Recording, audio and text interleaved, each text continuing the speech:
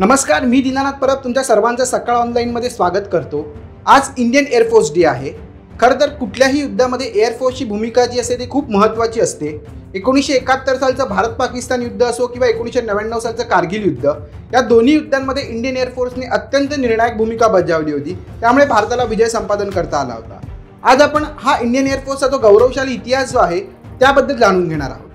भारतात दरवर्षी 8 ऑक्टोबरला इंडियन एअरफोर्स डे साजरा केला जातो, कारण 1932 साली याच दिवशी भारतात अधिकृतरित्या एअरफोर्सची स्थापना झाली।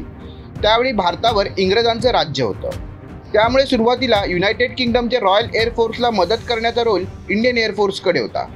दरवर्षी उत्तर प्रदेशच्या गाझियाबाद येथील हिंडन एअरफोर्स स्टेशनवर इंडियन एअरफोर्स डे साजरा केला जातो। यावेळी एअरफोर्सकडून फायटर विमानांची चित्तथरारक प्रात्यक्षिकं सादर केली जातात। IAF प्रमुख आणि तिन्ही सैन्य दलाचे वरिष्ठ अधिकारी या कार्यक्रमाला उपस्थित असतात। इंडियन एअरफोर्सला भारतीय वायुसेनाही म्हटलं जातं। ब्रिटिश राजवटीत स्थापना झाल्यानंतर एप्रिल 1933 मध्ये इंडियन एअरफोर्सचं पहिलं स्क्वाड्रन कार्यान्वित झालं। दुसऱ्या महायुद्धातील सहभागानंतर भारतीय हवाई दलाला रॉयल इंडियन एअरफोर्सची ओळख मिळाली। इंडियन एअरफोर्स भारतीय सैन्य दलाचं अत्यंत महत्त्वाचा अंग आहे। आतापर्यंत लढल्या गेलेल्या 4 युद्धात एअरफोर्सने नेहमीच महत्त्वाची भूमिका बजावली आहे। स्वातंत्र्यानंतर लढल्या गेलेल्या युद्धामध्ये इंडियन एअरफोर्सने आपली भूमिका चोख बजावली आहे। पाकिस्तानबरोबर आतापर्यंत 4 तर चीनबरोबर 1 युद्ध झालं आहे। राष्ट्रीय हित डोळ्यासमोर ठेवून इंडियन एअरफोर्स फक्त हवाई हद्दीतच रक्षण करत नाही, तर संकट काळात नैसर्गिक आपत्तीच्या वेळी बचाव कार्यात सुद्धा महत्त्वाची भूमिका बजावतं।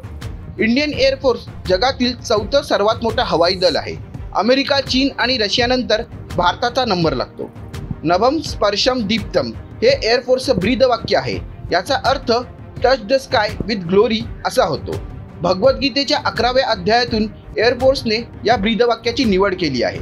इंडियन एअरफोर्सच्या ताफ्यात 1400 पेक्षा जास्त विमानं असून 17,000 कर्मचारी आहेत। उत्तर प्रदेशात गाझियाबाद येथे असलेला हिंडन एअरफोर्स स्टेशन जगातील हा 8वा सर्वात मोठा बेस आहे। ऑपरेशन कुमलई, ऑपरेशन विजय आणि ऑपरेशन मेघदूतमध्ये इंडियन एअरफोर्सने महत्त्वाची भूमिका बजावली आहे। IAF युनायटेड नेशन्स सोबत शांती मोहिमांमध्ये सुद्धा सहभागी होत असतं। तर आता आपण इंडियन एअरफोर्सचा जो गौरवशाली जो इतिहास आहे तो जाणून घेतला। खरं तर इंडियन एअरफोर्सकडे आज अशी क्षमता आहे, म्हणजे पुन्हा एकदा जर बालाकोट सारखा एखादा एअर स्ट्राईक करावा लागला तर आता आपल्याला आपली सीमा ओलांडून पाकिस्तानमध्ये जाण्याची गरज नाहीये, तर आपण भारतात राहूनच असा एअर स्ट्राईक करू शकतो। अशा पद्धतीचं राफेल सारखं एक शक्तिशाली विमान आपल्याकडे आहेत, तशी शस्त्रास्त्र जी आहेत ती आपल्याकडे आहेत। म्हणजे बालाकोट सारखा एअर स्ट्राईक आपण आता भारतात राहून करू शकतो। ही आज इंडियन एअरफोर्सची कॅपॅसिटी आहे। तर असेच इंटरेस्टिंग व्हिडिओ पाहण्यासाठी तुम्ही सबस्क्राईब करा सकाळ YouTube चॅनल।